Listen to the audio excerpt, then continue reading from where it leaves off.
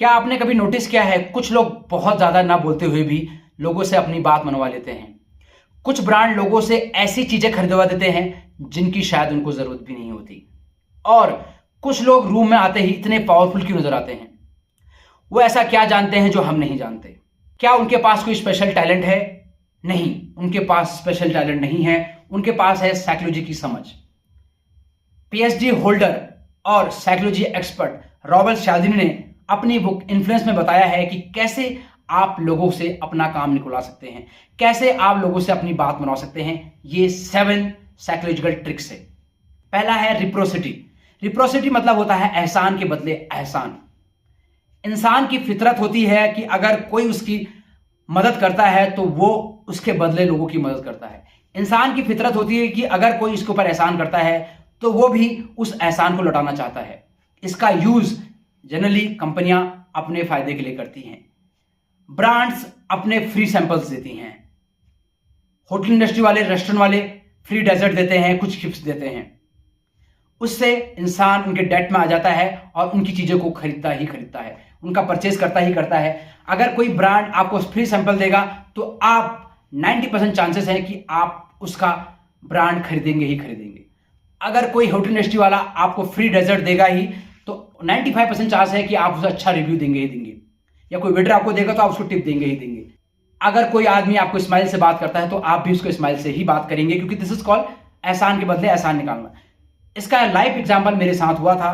आज से 2 साल पहले मेरे जन्मदिन के दिन हम लोग कहीं गए थे घूमने के लिए। वहां हमारा टायर पंचर हो गया और हम फंस गए। बहुत तेज बारिश हो रही थी। उसी बीच एक मोटरसाइकिल वाले ने हमारी हेल्प करी। उसने हमारी मोटरसाइकिल को अपनी मोटरसाइकिल में बांधा और हमें घर तक सेफली छोड़ा।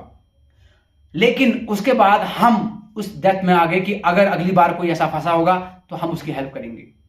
कुछ दिनों बाद हम फिर घूमने गए तो हमको एक ऐसा आदमी मिला जिसकी तबीयत खराब थी। वो अपनी मोटरसाइकिल को हार्डली पुश कर पा रहा था, तो हम लोगों ने उसकी हेल्प करी और उसके बाद हमको चैन आया, क्योंकि हमारे साथ भी किसी ने सेम ऐसी किया था तो हमने भी उसकी हेल्प करी। This is called reciprocity. इसका यूज आप अपने बिजनेस में कर सकते हैं। पहले आप जो है लोगों को फ्री ट्रायल दीजिए, फ्री सैंपल दीजिए। अगर उनको वैल्यूबल लगेगा तो वो आपकी चीज खरीदेंगे ही खरीदेंगे। सेम विद रिलेशनशिप, अगर आप पहले एफर्ट दिखाएंगे तो अगला बंदा भी एफर्ट दिखाएगा। आप एफर्ट ही नहीं दिखाएंगे तो दूसरा बंदा भी एफर्ट नहीं करेगा। Second thing is commitment and consistency. अगर आपने पब्लिकली बोल दिया कि आप जिम ज्वाइन करेंगे ही करेंगे तो आपके ऊपर प्रेशर है, क्योंकि अब आप अपने आप को गलत नहीं साबित कर सकते, तो आप जिम ज्वाइन करेंगे ही करेंगे। इसका यूज ब्रांड अक्सर अपनी सेल्स में करता है। पहले वो आपको ईमेल भेजता है, उसके बाद आप उसका छोटा परचेज लेते हैं, उसके बाद वो आपके लिए बड़े ऑफर बनाता है, इसके साथ ये भी ले लो, इसके साथ ये भी ले लो, तो और आप खरीदते हैं। Third thing is liking. Liking मतलब अगर आप किसी को पसंद करते हैं तो आप उसकी बात को इग्नोर नहीं करते, और अगर वो कुछ काम गलत भी करता है तो उसको आप इग्नोर कर देते हैं। इसका यूज ब्रांड सेलिब्रिटी के रूप में करती हैं। अगर आप किसी सेलिब्रिटी को पसंद करते हैं और वो कुछ भी बेच रहा है तो आप उस चीज को खरीदते ही हैं। अगर कोई इंसान सूट बूट में गुड लुकिंग बन के आएगा तो आप उसकी बात मानेंगे, क्योंकि आप सोचेंगे, क्योंकि आप उसको लाइक कर रहे हैं। अगर आप किसी को लाइक करते हैं, अगर उसकी पर्सनैलिटी है और आप उसे लाइक करने लग गए हैं, अब वो कुछ भी बोलेगा आप मान लेंगे। Fourth thing is authority. अगर मैं इस व्हाइट शर्ट के बदले अगर एक कोट डाल के और एक थर्मोमीटर डाल के आऊंगा और मैं कुछ आपको डॉक्टरी टिप्स दूंगा तो आप मेरी बात मान जाएंगे, क्योंकि आप सोच रहे हैं कि मैं डॉक्टर हूं। अगर कभी भी होटल इंडस्ट्री में कंप्लेंट होती है तो गेस्ट हमेशा बोलता है अपने मैनेजर को बुलाओ। वही बात सेम मैनेजर बोलेगा, वही वेटर बोलेगा, लेकिन गेस्ट हमेशा मैनेजर की मानता है, क्योंकि उसके पास अथॉरिटी है। लोग अथॉरिटी को सुनते हैं। आप कभी भी किसी बड़े यूट्यूबर के देखेंगे तो हमेशा बोलेगा कि मेरी ये सेलिंग प्राइस ज्यादा थी, मैंने ये किया है, मैं इस बात का एक्सपर्ट हूं। You have a authority. तो अथॉरिटी बहुत जरूरी है। रॉबर्ट cialdini ने बोला कि मैं साइकोलॉजी एक्सपर्ट हूं, मैंने पीएचडी किया है, तब मैं उसकी बात मान रहा हूं, क्योंकि वो अथॉरिटी है उसके पास। Social proof. अगर मैं आपको बोलूं एक रेस्टोरेंट में 1000 लोगों की भीड़ लगी है, एक रेस्टोरेंट खाली है, आप कौन से रेस्टोरेंट में खाना खाने जाएंगे? तो आपका जवाब होगा जहां भीड़ लगी है। एक रेस्टोरेंट में 1 रिव्यू है और एक रेस्टोरेंट में 10,000 रिव्यू हैं, आप कौन से रेस्टोरेंट में जाएंगे? जहां 10,000 रिव्यू होंगे। भले ही रिव्यू खराब भी क्यों नहीं है, उसको 4 स्टार ही मिले हैं, लेकिन आप उस 10,000 वाले रिव्यू के पास जाएंगे, ना कि एक रिव्यू वाले के पास। This is called social proof. वो कर रहा है तो मैं भी करूंगा। आईफोन इसका सबसे बड़ा एग्जांपल है, क्योंकि लोग खरीदते हैं तो उसको देख के और लोग खरीदते हैं। तो इसलिए this is called social proof. कई बार सोशल प्रूफ अच्छा भी होता है और गलत भी होता है, तो आपको देखना है कि आपने उसको किस तरह लेना है। नंबर 6, स्कैरसिटी, लिमिटेड एडिशन, कुछ ही टाइम के लिए है, 25 घंटों के लिए है। फ्लिपकार्ट इसका बहुत ज्यादा यूज करता है और भी ब्रांड यूज करते हैं कि कुछ लिमिटेड एडिशन के लिए है। अपने आप को भी आपको लिमिटेड बनाना पड़ेगा, तभी आपकी वैल्यू बढ़ेगी।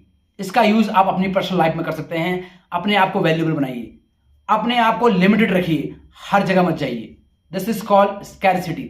अगर आप लिमिटेड अवेलेबल होंगे तो लोग आपकी वैल्यू करेंगे। बहुत सारे ब्रांड अपने प्रीमियम ब्रांड बहुत लिमिटेड बनाती हैं, वो अथा नहीं बनाती है, और अगर उनके पास पड़ा भी होगा तो उसको देते, सेल नहीं करते हैं, क्योंकि उनकी जो प्रीमियम चीज होती है उस पर उसका असर पड़ता है, इसलिए उसको वो लिमिटेड बनाते हैं। कुछ ही आइटम बनाएंगे और सेल होने के बाद फिर अगले साल बनाएंगे। वो चाहते तो बहुत कुछ बना सकते हैं, लेकिन फिर लोग खरीदेंगे नहीं, फिर वो प्रीमियम नहीं रहेगा। Number 7, unity. आप मेरे शहर से हैं, आप मेरी जैसा भाषा बोलते हैं, आप मेरी तरह खाना खाते हैं, उस पर ज्यादा लोग भरोसा करते हैं।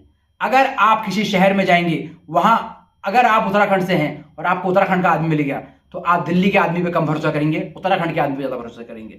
That's called unity. तो इन चीजों का उपयोग आप अपनी जिंदगी में कर सकते हैं, रिलेशनशिप में, बिजनेस में, और अपने वर्क लाइफ बैलेंस में और अपने वर्क में। बट जेन्युइन बनिए। अथॉरिटी अगर आपको लानी है तो फेक मत करिए, नॉलेज गेन करिए, स्किल गेन करिए, तब बात कीजिए। क्योंकि कई बार आजकल सोशल मीडिया है, everybody has access to internet, वो आपको एक्सपोज कर देंगे। तो फेक मत करिए, रियलिटी में बेस करिए। किसी को बेवकूफ बनाने की कोशिश मत करिए, जेन्युइन करिए, और हमेशा अपना मन ये देखिए कि कोई आपको मैनिपुलेट ना कर सके। अगर आप इन 7 ट्रिकों को समझ जाएंगे तो कोई आपको मैनिपुलेट नहीं कर पाएगा, और आप अपने जेन्युइन रिलेशन बना सकते हैं, जेन्युइन बिजनेस बना सकते हैं इन 7 ट्रिक का यूज करके। Thank you very much. अगर आपको वीडियो अच्छा लगा तो चैनल को सब्सक्राइब करिए। मैं ऐसे वीडियो बनाते रहता हूं। मैं सोशल साइंस का नहीं, साइकोलॉजी का स्टूडेंट हूं। I am learn very well. और मैं ऐसे ही नहीं बोल रहा हूं कि मैंने बहुत सारी किताबें पढ़ी हैं, मेरे पास I read so many books on psychology. So that's why I understand the things.